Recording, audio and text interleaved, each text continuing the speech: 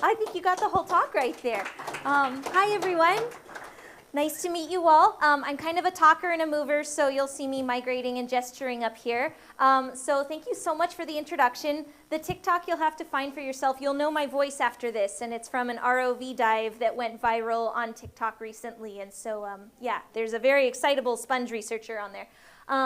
So today, I'm going to talk about the secret lives of sponges, and I want to answer a question that you may have had when you saw my talk in the lineup on Whale Fest. What do sponges have in common with whales? And this does sound like the beginning of a joke, but the punchline is actually a very scientifically good reason. So just like the blue whales that you just heard about in Dr. Ostrich's talk, sponges are filter feeders. They filter particles from the water.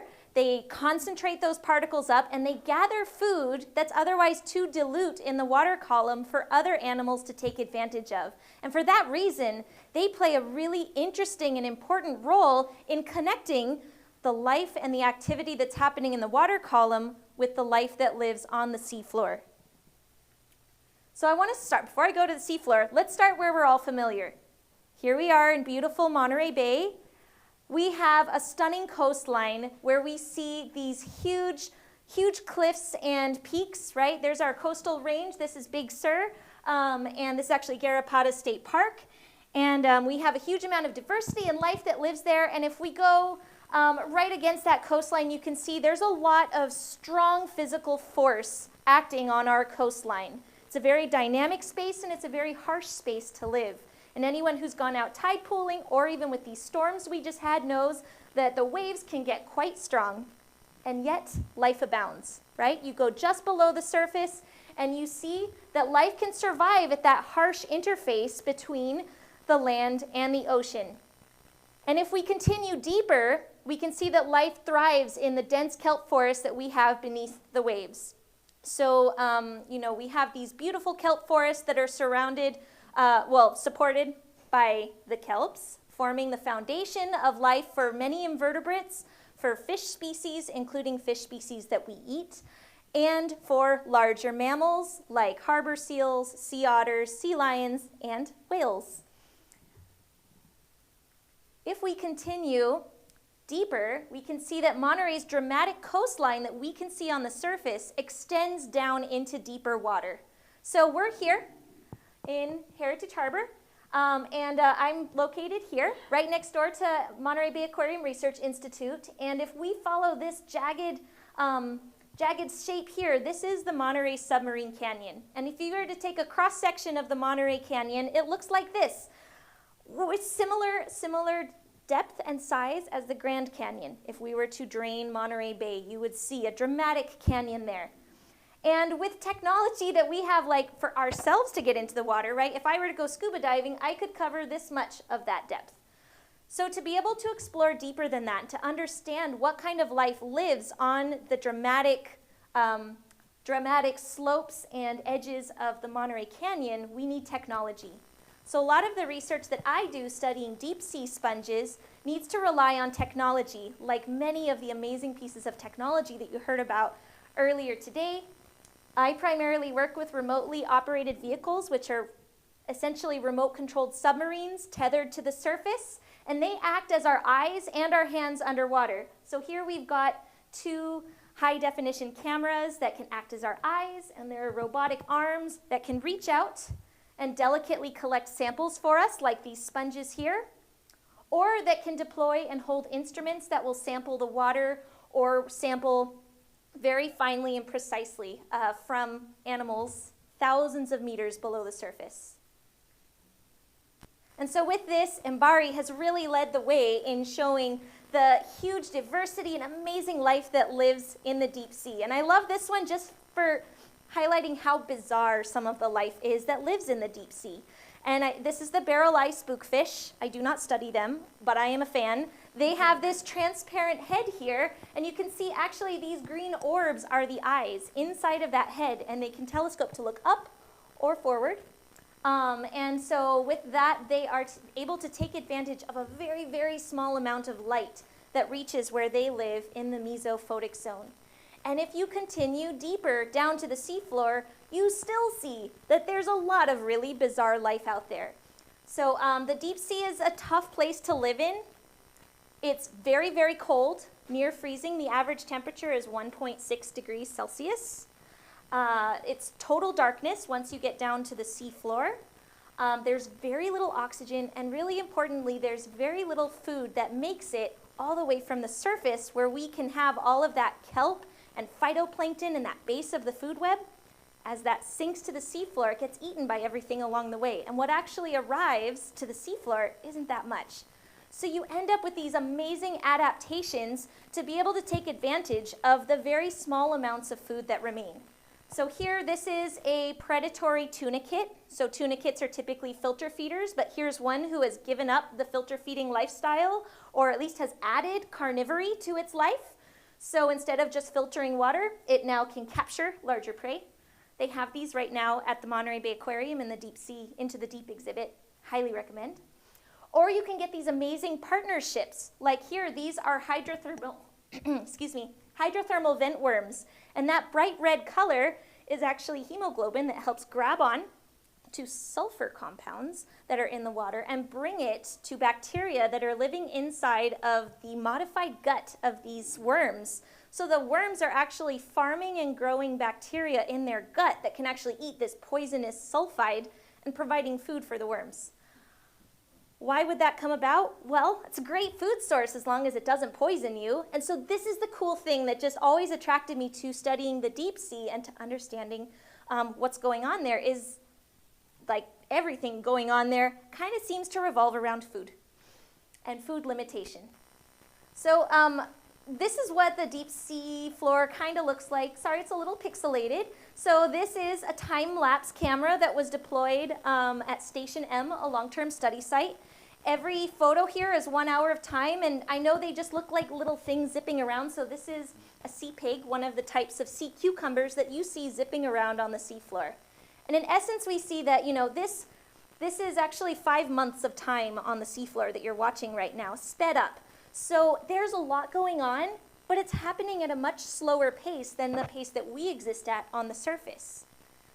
Now these guys are operating in very cold water, and they're not warm-blooded, so their metabolic rates are scaled to the temperature of what's around them.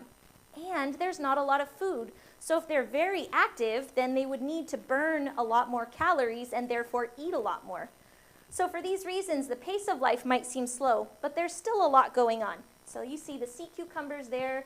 That's a sponge. That's a sponge. That's a sponge there. So yeah.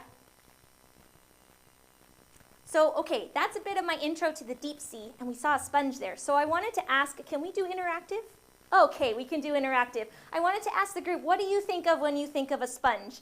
And I know many of you are very ocean literate, so animal is one of them, but what else comes to mind?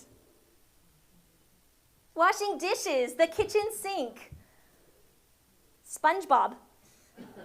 Yeah, sponge cake. So honestly, like, you know, I didn't know that much about sponges when I started out, but now I mainly think of them as animals, as we're all familiar. So everything you see here are different kinds of sponges. They come in all sorts of shapes, like these dramatic tubes and clusters, barrels that are large enough to fit a human diver inside of, or brilliantly colored species. This one is this color because it has photosynthetic symbionts living inside. And so I think of sponges as animals that are existing in their environment, and they're really, really good at doing what they do, which is filter a lot of water. So this sponge, so let me describe how it works first. Sponges take in water from the outer surface of their body, this outer membrane here, and you can see a diagram here. It travels through canals in their body that change size, and at some point it passes past these cells called the choanocytes that both pump the water and capture bacteria and extract whatever food is edible to them from the water before passing it out of this big chimney-like hole called the osculum. And you can see some of those filtering cells down there. So this massive pump is actually being pumped by millions of tiny cells that are each pumping with a little flagellum to draw that water through. And this is a non-toxic green dye called fluorescein, same as what colors Mountain Dew, that brilliant green. that you can put in the water to visualize the flow. And you can see here how much water is passing through what otherwise to us would look like a lump sitting on the seafloor. So sponges can pump about 900 times their own body volume of water each day. And from that, they can extract the particles that they like to eat with high selectivity, only the ones they like, to the point where they can extract about 99% of the particles. So here, this is a sponge that we put in a solution with microplastic beads. And after 30 minutes, it had clarified the water, and you can see here the water's clear. And we use that to track and identify how sponges eat and where and what sizes of particles they're able to take up. So why does all this matter? Where's the connection here, right? Well, first of all, sponges are really, really good at eating.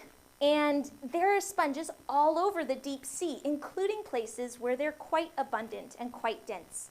And so we wanted to understand, how can sponges do so well where there's so little food there to be able to support life? And so my fascination with sponges took me to explore what were humans' interactions with sponges. And so just to show that I'm not just a fan, we have been interacting with sponges for thousands of years, starting with the Greek fishermen who would dive down and collect sponges. They would hold this heavy weighted stone called a scandalopetra. They would pull up this black slimy looking ball, and after some treatment it would look like a sponge, like we might buy from, well, Home Depot sells them now in art stores. And this was big business right up until about World War II, when cellulose was developed, and now the kitchen sponge that you use is more often made of cellulose. You can still find sponges, sponge fishing in Greece, Tunisia, and Tarpon Springs, Florida, which definitely I made a point to visit when I was there in Florida last time. We also interact with sponges in a lot of other ways as humans. So this is La Trunculia austini, a deep sea, the green moon sponge. And this is just one of many sponges that has reactive compounds inside of it that have proven themselves useful for humans as medical compounds. So sponges are responsible for 30% of the currently used medical compounds that are derived from marine animals, and these include anti-cancer, antibacterial, antifungal, anti-malarial compounds, and even a derivative of a material that was extracted from a sponge was used in remdesivir, which was one of the early treatments for COVID-19. So highly important for medical reasons for us to understand how they work and what they do. And some cool newer ideas, like they make their skeletons out of glass. They make these amazing glass rods in seawater. We make fiber optic cables, and we have to use nasty chemicals and extremely high temperatures to make them. And sponges make them with seawater at ambient temperatures, and they tend to be more flexible and resistant to breakage. So there's a lot of interesting biomimicry potential that we could learn from sponges. Ooh.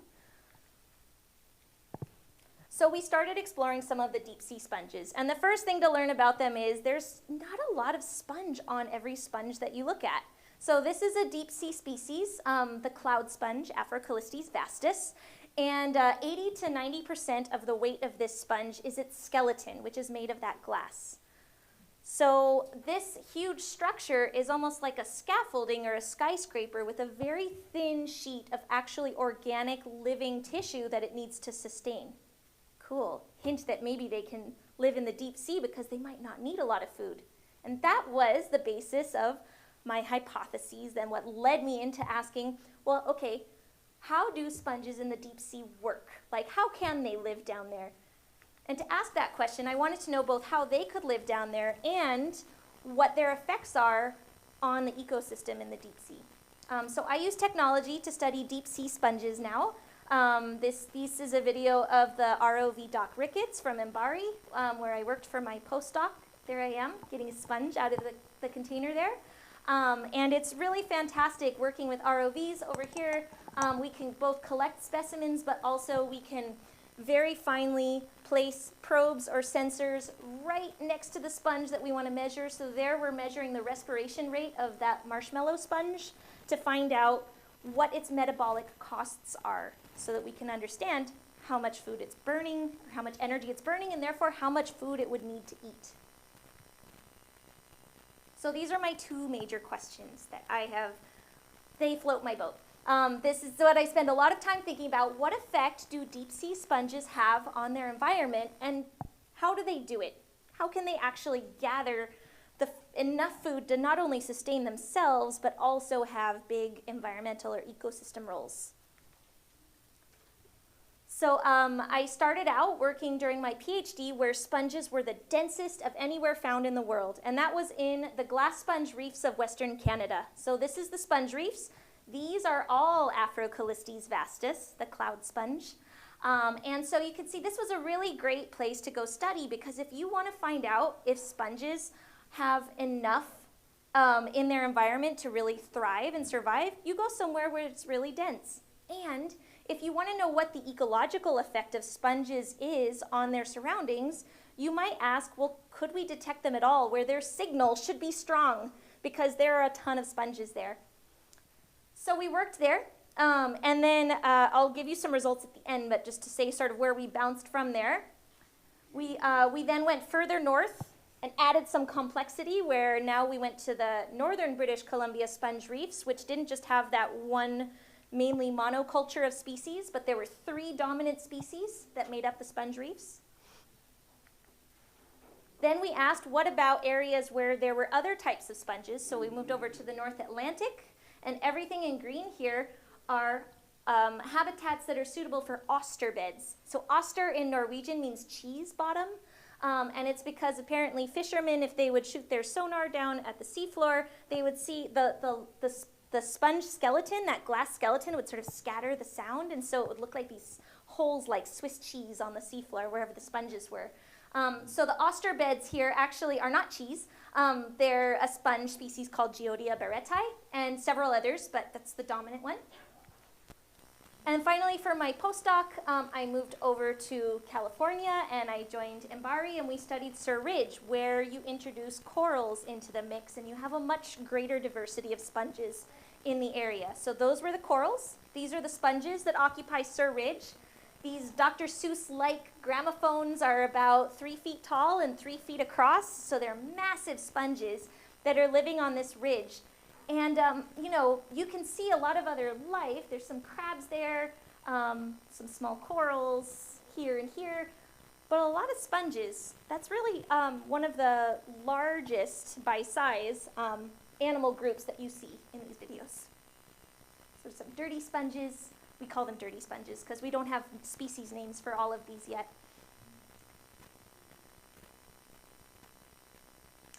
And I know this is grainy. This is an old video now, but just to say that these are areas where sponges live in high densities, and areas where sponges and corals grow can also have a lot of fish. So that was a sponge that just got mowed down by a trawl net. So they are quite susceptible, just like corals, to trawls wiping across and dragging across them.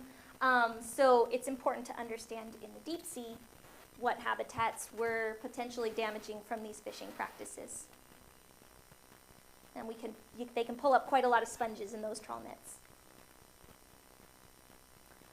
All right, so now to the science. We know sponges now. We know some of the areas where sponges live in the deep sea in super high densities.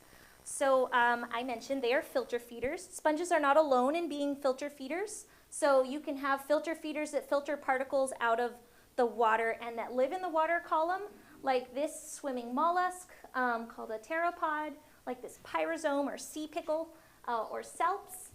And then you also have various animals that live on the sea floor that are filter feeders, like sea squirts or tunicates, barnacles, sponges, bivalves. And then yes, the world's largest animal is also a filter feeder. So I don't think that is actually a baleen whale now that I say that, but baleen whales, it is a baleen whale, but not a blue whale, which is what I was thinking. Sorry, not a vertebrate biologist. But yes, filter feeding is a really good mode of life for gathering and concentrating food from the environment. So what particles are sponges able to take advantage of? Well, we used feeding studies, like feeding those microplastic beads to sponges, to understand what the size limits are of what types of particles they could eat.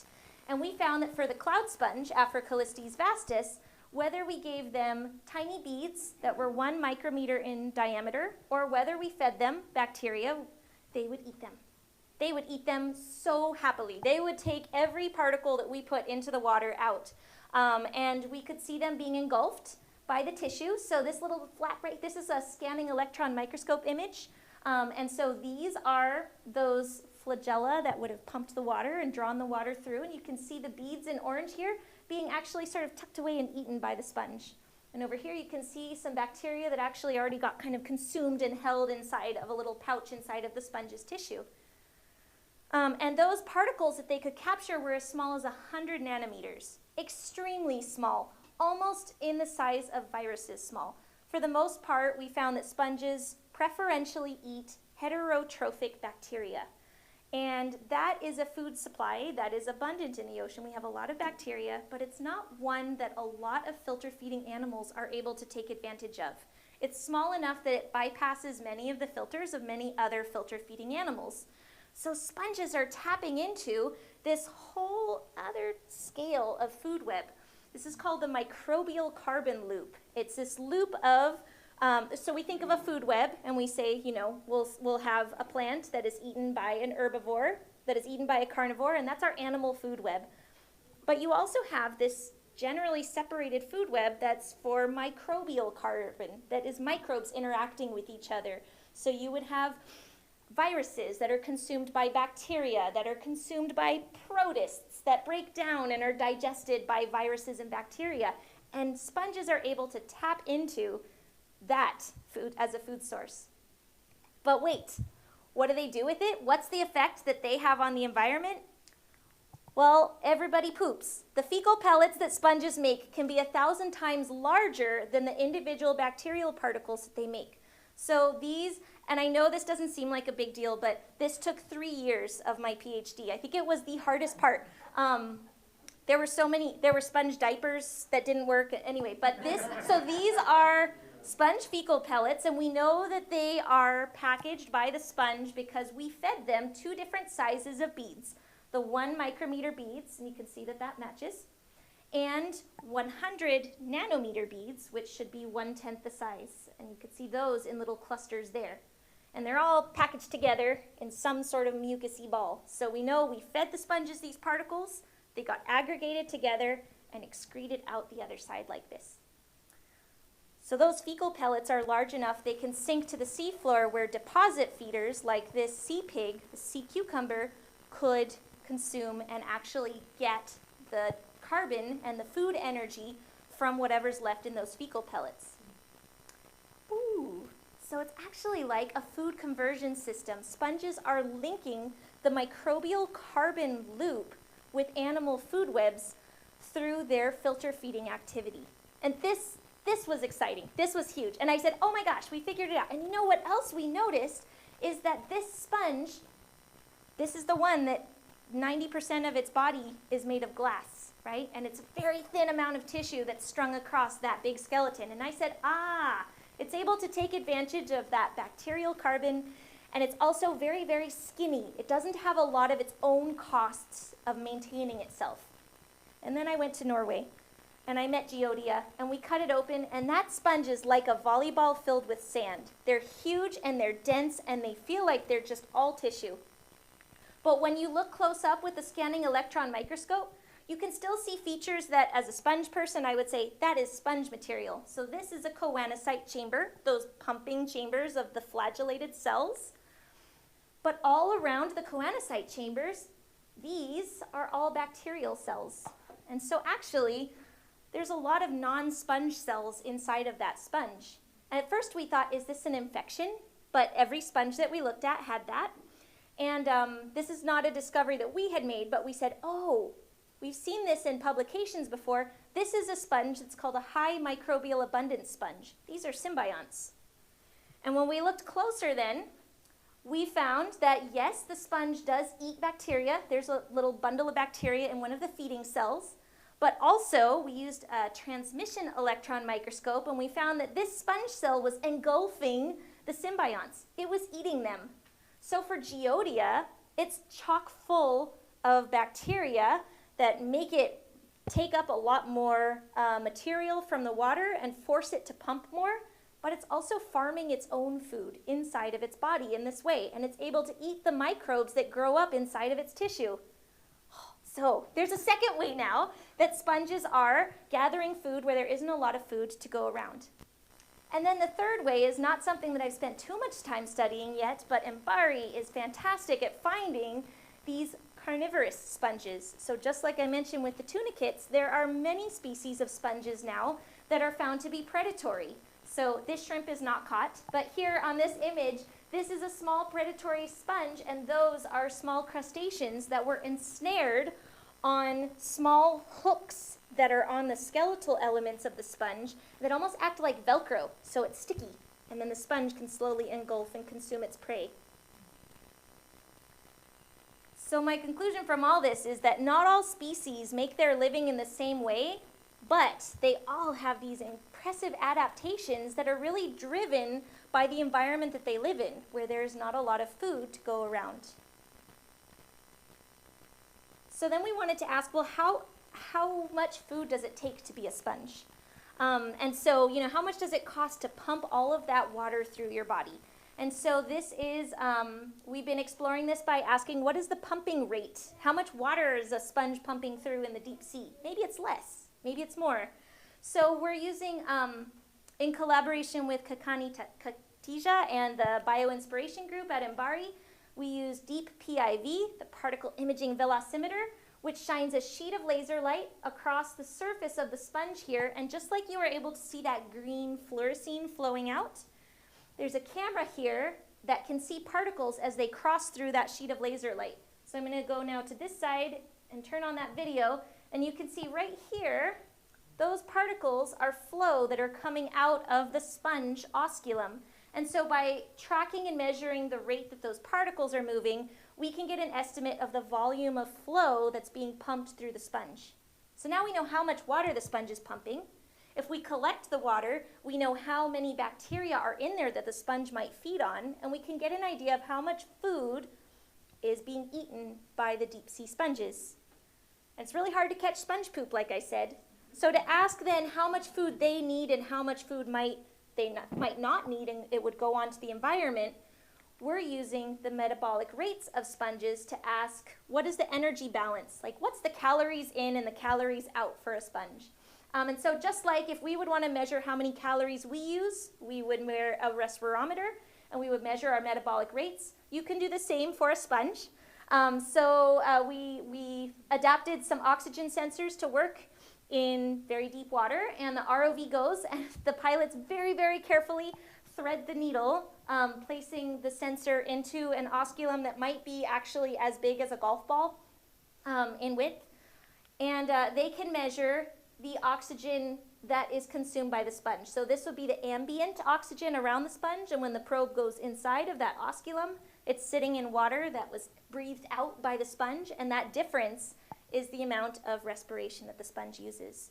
And so from this, we're starting to get numbers about how much food sponges are eating and how fine of a balance they have. Are they really just barely making it in the deep sea?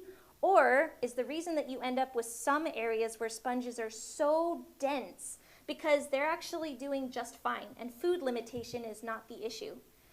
So we're getting there. We don't have the answer to that completely yet, but it's pretty exciting to be at this point where we understand it so well.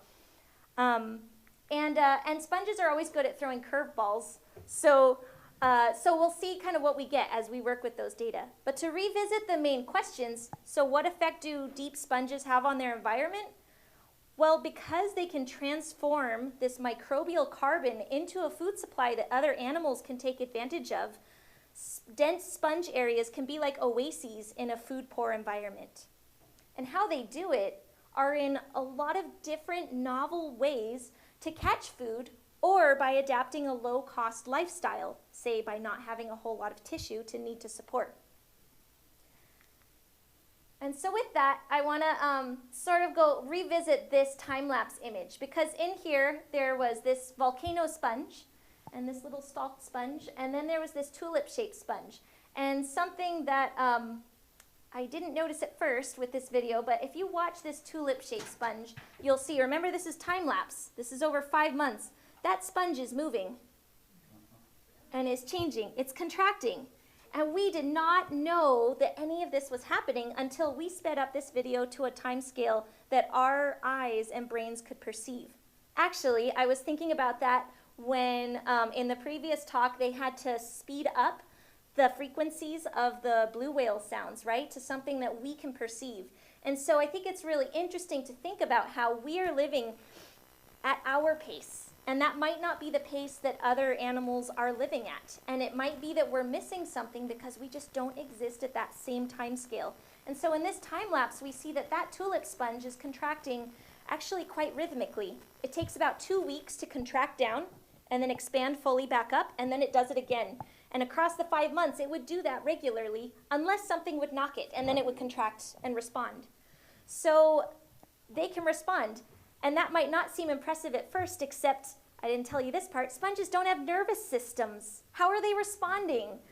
It's so cool to be exploring an animal that is so similar to us. It is an animal, but so different from us that we don't quite understand, we can't perceive quite how it's working.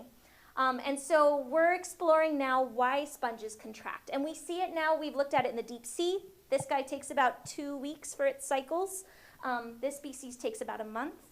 Other species didn't look like they were contracting at all. In shallow water, now I have a graduate student, Kahn who's been doing this with shallow species, and they do it on the scale of hours. So we're trying to figure out what is it that causes sponges to contract? Why do they do it? And what does it mean for the amount of food that they're eating, and therefore the amount of food that they're putting out that will feed other animals that live in the ecosystems that they support? And finally, I want to say sometimes discovery happens completely by accident while we're out there in the deep sea. So because this is Whale Fest, we were out on a cruise and we accidentally stumbled upon a whale fall. And this sort of, like, the opportunity to be out and exploring in the deep ocean means that any chance that you have, and actually not even the deep ocean, going tide pooling, you have the opportunity to stumble upon something new. There's so much out there. So this was a whale fall that we found in the deep sea, completely by accident. A whale fall is where a whale dies and, well, they eventually sink down to the seafloor where scavengers will feed on all of the immediately edible tissue. And then you can see this haze here actually is small worms, ossidax, digesting and metabolizing the carbohydrates and lipids from the bones. So it's this amazing ecosystem that forms, and we stumbled upon it. Also on that, this was not the same cruise, but the same group, we were out and we had bad weather and we had some ship problems and we had to choose a new place to dive with the remotely operated vehicle. And we looked and we said, you know, where would be a good spot where we think we might see, I don't know, some corals or some interesting sponges or something out there. And we looked and we said, oh, you know, used our scientific knowledge and some intuition and said, this seems like a good spot here. And we went out near the Channel Islands and we discovered the first deep sea sponge reef outside of Canada and Alaska.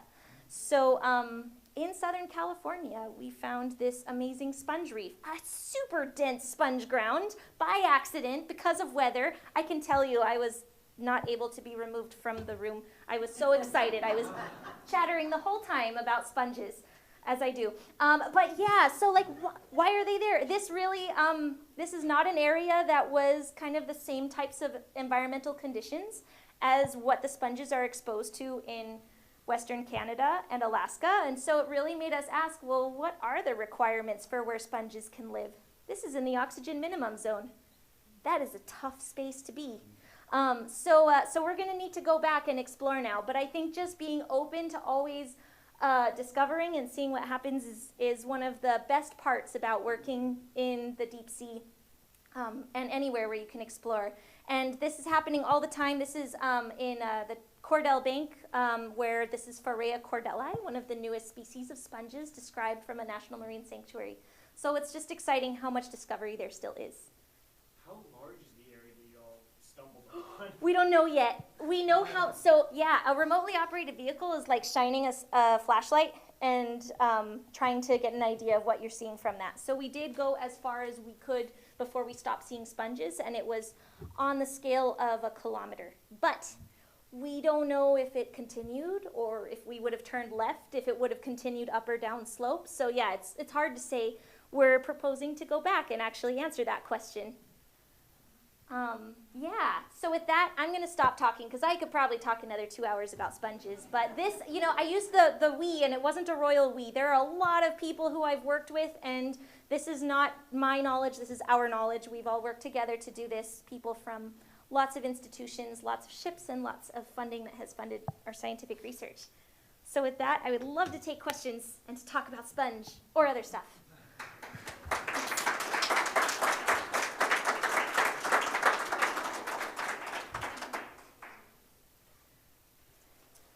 Yeah. What is the rate of the flow that goes out of the sponge? Ooh, it depends on the size of the hole that they have, the osculum. So the best sort of general is 900 times their body volume that they pump. So if it's a bigger sponge, it'll pump more water through. But I would say generally on the scale of 1 to 10 centimeters per second. So it would be difficult to feel that. It would be difficult to feel that. If you're in a tide pool and a sponge is near the surface of the water within a few centimeters, sometimes you can see it disturbing the surface of the water a bit. And definitely if you use some fluorescein or some milk, you can put that near the sponge and it will draw it in and pump it out, and you'll see that much more readily. Yeah. Yeah. What does the sponge do with the microbeads, the microplastic beads? I mean, it can't eat them. Is it going to just incorporate them, or? We don't know fully. We know that they do excrete some because we were getting them as fecal pellets mixed with other material that they had eaten, although they were not digested, they were just whole. But also, for as long as we left the sponges, they would remain tinged kind of green. So they did seem to retain the microbeads inside of their tissue. There's no one that I know of currently in this area asking the question of how microplastics might be filtered out by sponges, although they're definitely captured by sponges and other suspension feeders. Well, it seems like it would do the same thing it does to other animals, fill it up, and so it doesn't think it's hungry anymore. Yeah, possibly. The one advantage sponges have is that they don't have a stomach to fill, so they can sort of, each cell would consume them and then could expel them. It doesn't mean that they're immune to damage from it, and actually that's another part of what Kahn, my student, is studying, is how much can sponges tolerate of a sediment or a food, like a good or a bad particle in the water, before they start to contract differently or respond. Yeah. Yeah. In that time lapse, how are the sponges secured to something? Like how secure are they? 'Cause it looked like it was soft bottom, so I was just wondering Yeah. they get blown away sometimes. No, they do actually, which was bizarre to learn.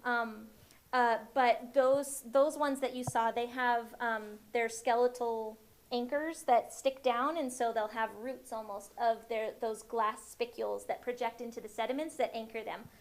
But if there is too much flow, they will get pulled out, and so we have seen tumbleweed-like sponges that sort of roll around on the seafloor, and I thought, oh, that sponge isn't going to make it. But it rolled into the time-lapse view, and we watched it as it rolled.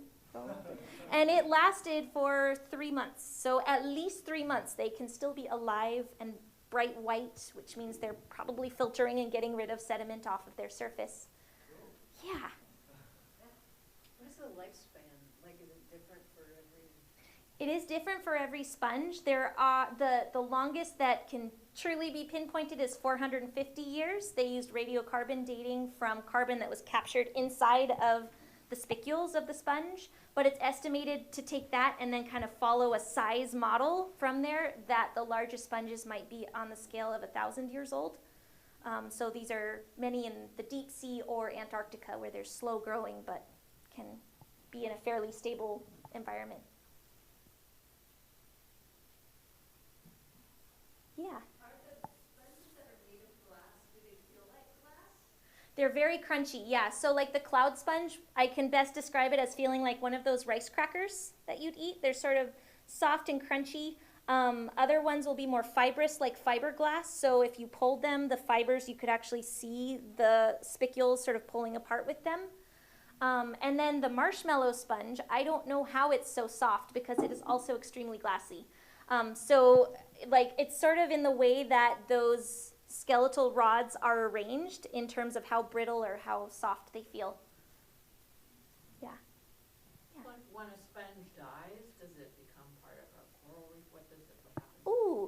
Yeah, there are two possible paths. One of the tissue always decays away, but that glass skeleton is quite resistant to erosion, and so it will or dissolution. I'm sorry. So if it's most sponge species, those skeletal pieces, without having the tissue to hold together, will fall away and they'll become part of the sediments, which still actually makes a fairly unique spicule mat community that kind of lives among those. But the sponges that actually form reefs, those look like reefs. I don't think that was one. That's not one. Well, you can see it here. They form reefs because their skeletons fuse. And so even once they die, the skeleton will persist. And so the definition of a reef is to have generations growing on past generations of the same animal. And so there we see that with sponges, where for those fused species, they can actually leave a surface behind for others to settle on.